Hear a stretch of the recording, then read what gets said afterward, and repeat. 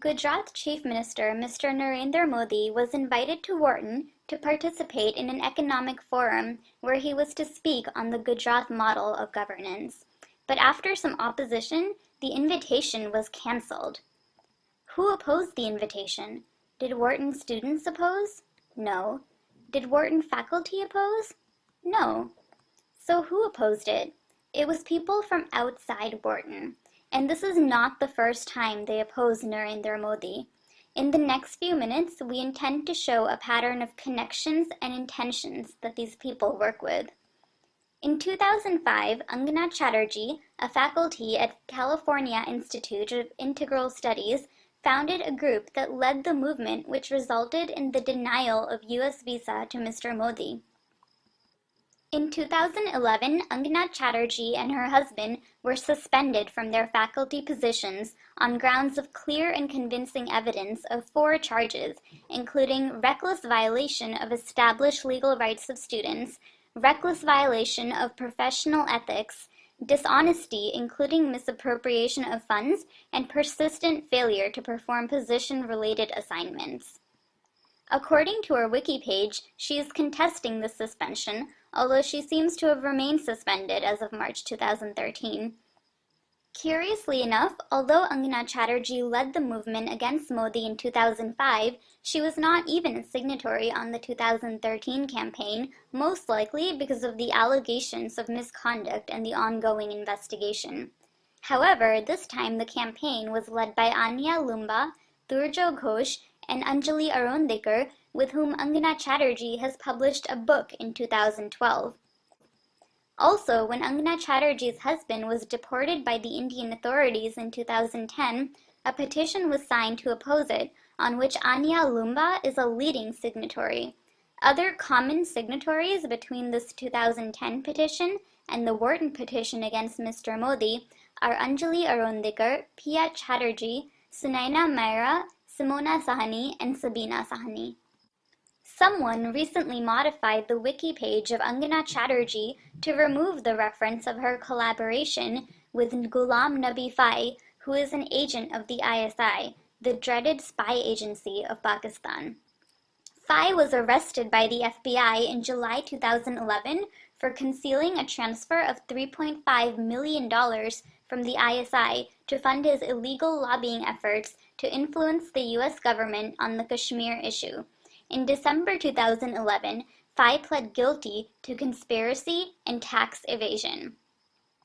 A quick Google search will show ample evidence of Angana Chatterjee's significant number of collaborations with Ghulam Nabi Fai and his organizations, which promote violent separatist activities in India. We have been able to compile a list of a large number of such web pages. Many of the other signatories of the petition against the invitation to Mr. Modi have direct relations to either communist groups or violent separatist groups in India. For example, David Barsamia was deported by India in September 2011 with charges of violating the terms of his visa. He was also working with separatist elements in India. Despite this, there was a petition to oppose his deportation. Among the signatories are Angana Chatterjee, Anya Lumba, Suvir Kaul, and others. There are at least 13 signatories common between the 2011 Barsamia petition and the Wharton petition against Mr. Modi. Let's look at some of the other signatories of the Wharton petition. 2 of the signatories are Daud Ali and Kathleen Hall. They hosted a conference at UPenn in March 2011 titled Maoism and the State of the Indian Left. This conference invited several speakers, and Naxalite views were presented. Naxals are various militant communist groups active in many parts of India. They have killed hundreds of thousands of civilians, mostly in the poverty-stricken regions of India. According to the Global Terror Database, CPI Maoist was the largest perpetrator of terrorist attacks in 2011. They were responsible for even more attacks than the Taliban. The government of India has declared them as terrorist groups posing the biggest threats to democracy.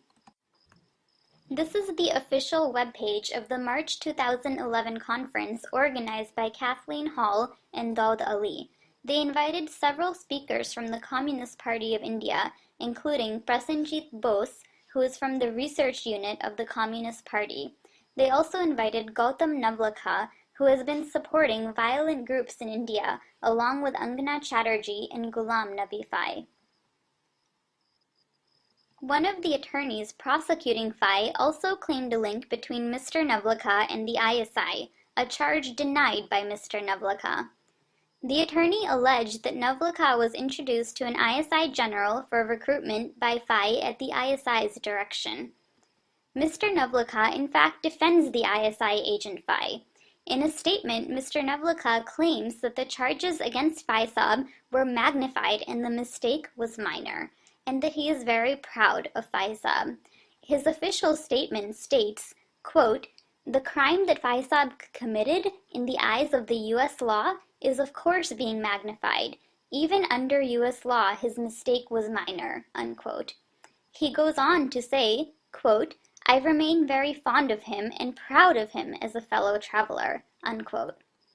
There are other speakers at this conference who were sympathizers of violent terrorist groups in India, and some were also signatories to the Wharton petition.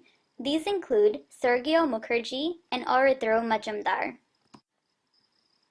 The conference was used to provide an unopposed platform to sympathizers of violent separatists, including at least one associate of a convicted ISI agent. Isn't a reputed American university being inappropriately used to nurture violent terror groups in India? Daud Ali is the department chair of South Asian Studies at UPenn. Other faculty members who teach in his department include Anya Lumba, Kathleen Hall, Durjo Ghosh, and Suvir Kaul. Here is the complete picture.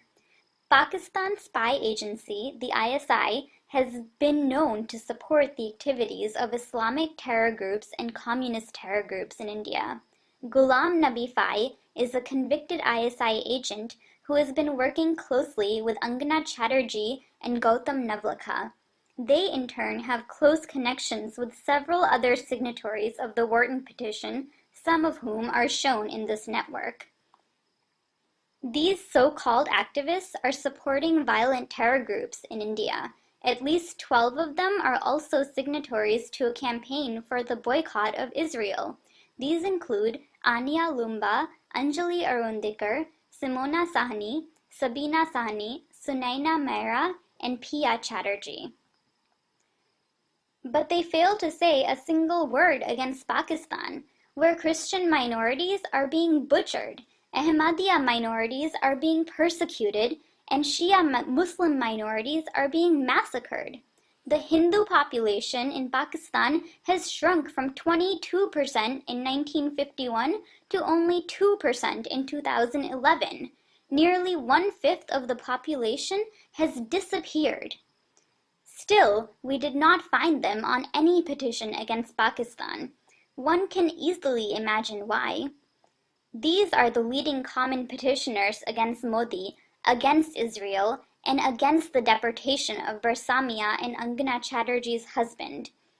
Still, these people are unwilling to petition against Pakistan? So the situation is clear. In short, a democratically elected leader is being held hostage to the propaganda led by supporters of violent extremists and radical ideologies. The world's two largest democracies are being fooled by hypocrites and radicals. But this type of politically motivated propaganda happens in every country. During his first presidential debate in 2008, President Obama famously said, "If you don't have a record to run on, then you paint your opponent as someone people should run away from." The same is true in the case of Mr. Narendra Modi. The only difference is that too many of us have believed this ill propaganda and for far too long. As far as Gujarat is concerned, the reality seems quite the opposite. The state has grown by leaps and bounds in the last decade. The per capita income of the state is about 45% higher than the national average. In 2011, the state produced nearly 72% of all new jobs in India, and the last 10 years have been the single most peaceful decade in Gujarat's history till date. See Gujarat's version of the story here. Lastly, our purpose is to expose the communist and fascist-like propaganda of the coterie mentioned earlier. The fact is that after 10 years of intense media scrutiny and judicial investigation, the Supreme Court of India has given Mr. Modi a clean chit. Mr. Modi has been the democratically elected Chief Minister of Gujarat for 3 consecutive terms, an unprecedented feat for the state. And in almost all recent polls, Mr. Narendra Modi emerges as the people's choice for the position of Prime Minister of India. We would also like to specify, we are not a political organization and we don't support any political party. Satyameva Jayate, truth alone triumphs.